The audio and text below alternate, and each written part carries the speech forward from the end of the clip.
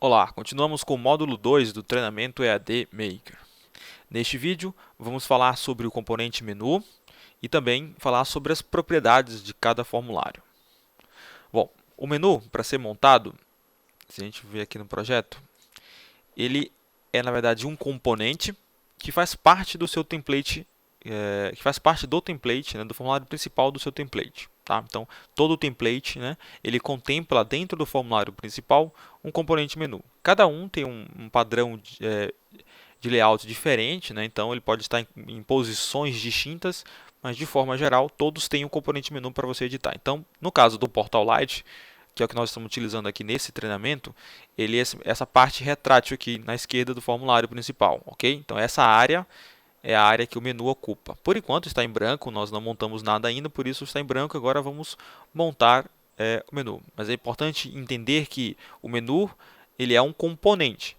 Sendo um componente, eu posso utilizá-lo em outros locais também. Então, não necessariamente o menu tem que estar sempre no formulário principal. Eu posso colocar um menu no formulário de cadastro de usuários, eu posso criar um menu dentro do meu formulário que faça parte da minha regra, eu posso ter dois menus na minha aplicação, o menu do lado esquerdo, o menu do lado direito, o menu superior, o menu inferior, tá? Então, é bem importante saber que o menu ele é um componente e você pode usar como sendo um componente, tá? No formulário principal do template já temos um, então vamos reutilizar esse componente que já está pronto.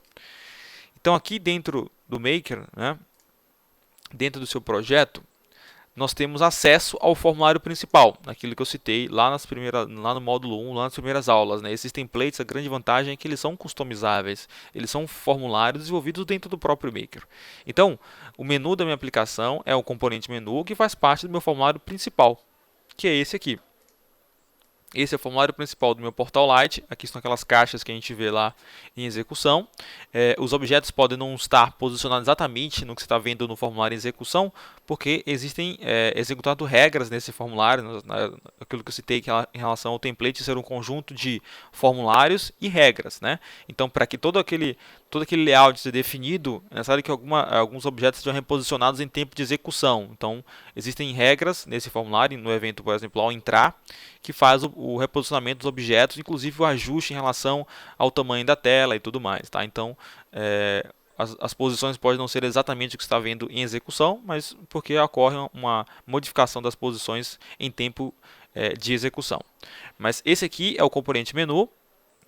E clicando no componente, nós temos uma propriedade que podemos acessar chamada estrutura do menu. Okay? Nessa propriedade você vai editar a estrutura atual do componente. Então, já que toda a ideia, né, da plataforma é desenvolvimento visual, então nós temos também uma interface para você gerir o menu da aplicação também de forma visual aqui. Então, nesse formulário que foi aberto aqui, eu consigo editar a estrutura atual da raiz, por enquanto está em branco. Né? Do lado direito eu tenho a listagem dos formulários, relatórios, fluxos e ações que eu posso vincular ao componente. Então, já deixa claro aí que não é só o formulário que você abre através do menu, não é só o relatório, nem só regras. Você também consegue colocar o menu que executa ações. E essas ações são aquelas ações da barra de navegação. Então, aquelas ações que são internas do WebRAM. Por exemplo, colocar um formulário em modo de inclusão, colocar o sistema em modo de gerente, abrir o cadastro de usuários, abrir o log da aplicação, configurar uma conexão adicional, sair do projeto, alterar o usuário. Todas essas funções que são internas, funções que já vêm prontas para o seu projeto Maker, você consegue reproduzir também no componente menu, escolhendo as ações e vinculando ao item de um menu. Tá? Então, eu vou começar aqui para manter a estrutura, né? Para ficar organizado, eu vou criar um submenu, ó, clicando com o botão direito na raiz. Eu vou criar um submenu e vou chamar esse submenu de cadastros. Cadastros. Tá? Criei o submenu. Dentro de cadastros, eu quero colocar os formatos que a gente criou de cliente, pedidos, produto, certo? E para fazer isso, basta eu selecionar o formulário aqui do lado, por exemplo, cliente, clicar e arrastar em direção ao submenu que eu quero adicionar. No primeiro item adicionado a um submenu, ele confirma se você quer criar isso dentro do submenu. Né? Eu vou dizer ok, sim, eu quero criar dentro do submenu. E os próximos ele já vai colocando embaixo dos outros itens. Por exemplo, posso colocar aqui pedidos, e posso colocar aqui também produto. Tá? Então, montei aqui uma estrutura, tendo um submenu chamado cadastros. Dentro dele, eu tenho os três itens ali, que é cliente, produtos cliente, pedidos e produto. Eu posso também colocar submenus após isso, por exemplo, eu quero colocar um segundo submenu, então eu vou clicar com o botão direito em cadastros e vou escolher a opção inserir submenu após. E posso chamar, por exemplo, de relatórios. Pronto, ele insere um novo submenu aqui, e aqui eu posso colocar os relatórios da minha aplicação. Por enquanto não temos nenhum, mas só para mostrar que você consegue ir criando a estrutura e modelando a estrutura que você quer para o seu componente, tá? Eu vou clicar agora aqui em OK para montar a estrutura, tá? E mais um Ctrl S agora para salvar a estrutura desse componente menu. Por padrão, o componente menu vem com a propriedade de componente aba vazio, tá? Por que isso? Isso aqui, quando ela está configurada, por exemplo, eu posso colocar o nome de um componente aba aqui. E aí os objetos, em vez de abrirem formulários pop-ups, como eles vão abrir, que é o padrão, eles abrem direto naquele container, tá? Um exemplo disso aí, se vocês tiverem curiosidade de ver isso funcionando, né, isso em ativa realmente, vocês podem testar o template executive. Ele é feito pensando nesse padrão de abertura. Então, os formulários abrem todos dentro de um container, certo? E aí você configura o menu para abrir direto dentro do componente aba, em vez de abrir janelas separadas, tá? Além disso, temos a questão do ativar a pesquisa, que o padrão é sim também, ou seja, quando você monta um componente, ele vem com a pesquisa ativa, ou seja, você vai poder ter dentro do componente uma área para você pesquisar itens do menu.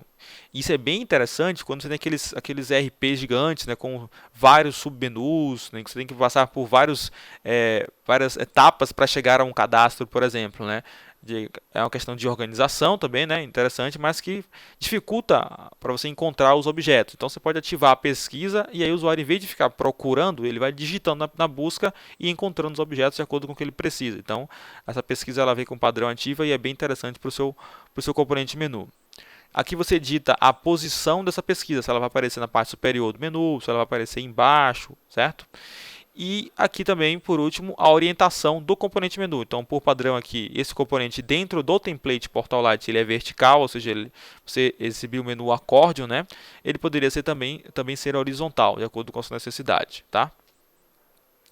Então, aqui no browser agora, ó, basta eu entrar em modo desenvolvimento, modo projeto, e agora já aparece o menu, ok? É o menu retrátil, como já tinha citado anteriormente. Ele tem aqui a estrutura atual com 2 subitens, cadastros e relatórios. E aqui está a busca que eu citei. Ó. Por exemplo, eu quero encontrar o cadastro de cliente. Então, eu vou digitar aqui cliente. Ó, e ele já, né, à medida que eu vou digitando CL, ele já encontra, já filtra, né? E já consigo ter acesso ao formulário de cliente, tá? Por exemplo, produto. Então, produto ou pedidos, certo? Então, é bem fácil encontrar os objetos no menu porque eu consigo buscar digitando. Isso é bem interessante. E aqui, ou eu posso ir direto, né? Posso clicar no subitem, ele vai expandir nesse menu accordion aqui, mostrando os objetos que fazem parte desse subitem. E aqui eu posso clicar, por exemplo, e abrir o cadastro de cliente. Então, aqui eu estou vendo o formulário de cadastro de cliente direto pelo browser, que seria o resultado final, né, da minha aplicação. Tá? E é assim que a gente vai poder gerir o menu da aplicação. Bom, e as propriedades do formulário, né? Eu já vou começar citando uma propriedade bem interessante, ó, que é em relação à abertura do formulário. Eu acabei de citar no menu que é possível abrir os formulários dentro de um container, dentro de uma aba, ok? A abertura padrão, né, quando você não configura essa propriedade de aba, o padrão é esse que estão vendo agora. Ele abre o formulário como uma janela pop-up. Okay? Ou seja, é uma janela independente, tem até URL própria, ok? Inclusive, se eu minimizar o formulário aqui atrás, que é o sistema, eu continuo podendo utilizar o formulário sem problemas. Então, é uma janela independente da aplicação, a janela pop-up, tá? E existem outras formas de você abrir esse formulário. Por exemplo, eu posso abrir esse formulário como um flutuante, ok? E como é que é isso? Basta eu vir no formulário aqui dentro do Maker, vou voltar aqui para o formulário de cliente, aquele que eu estou vendo naquele momento lá. E aqui, dentro das propriedades do formulário, existe uma propriedade chamada abrir em modo pop-up, ok? O valor padrão dessa propriedade é sim, ou seja, ela sempre começa com sim. Caso você não queira, basta você vir em cada formulário e dizer que não não é um formulário pop-up, ou seja, eu vou salvar aqui agora. O que vai acontecer com o formulário? Aqui, basta eu dar um Ctrl R, e quando eu abrir esse formulário novamente, ó, formulário cliente, ó, percebam a mudança, a diferença. Agora, ele não é mais uma janela pop-up, ok? Então, por não ser uma janela pop-up, o que acontece? Ele não tem mais URL própria, ok? E ele funciona como se fosse uma div dentro do formulário principal. Então ele está contido no formulário, ó. Inclusive, se eu minimizar o formulário principal, eu minimizo também aquele formulário porque ele faz parte, ok? Então, tem aí as diferenças entre o formulário flutuante e o formulário pop-up, tá? Vou voltar aqui para o modo pop-up. Temos também a possibilidade do formulário ser responsivo, que também é o padrão sim, certo? Todos os formulários de forma natural são responsivos, o que significa dizer o seguinte: quando eu venho aqui no browser, ó, deixa eu recarregar aqui e abrir novamente o formulário de cliente.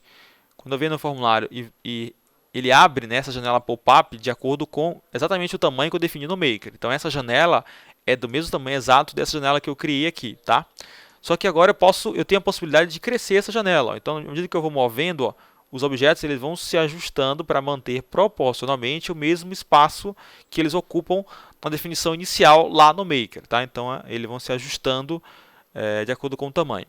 Quando eu diminuo esse formulário ao tamanho que não cabe mais a aba localizar, ó, ele pega a barra de navegação, né, na parte superior aqui, ó, ele pega a aba e joga para um formulário, para uma função flutuante aqui, uma função retrátil, né, em que facilita para você conseguir utilizar isso em dispositivos móveis. Então, em vez de ter que ficar dando zoom, né, ele se adapta ao tamanho e aí você consegue utilizar as funções aqui da navegação, ok? Então, formulário responsivo, o padrão é sempre sim, eles já abrem como formulário responsivos.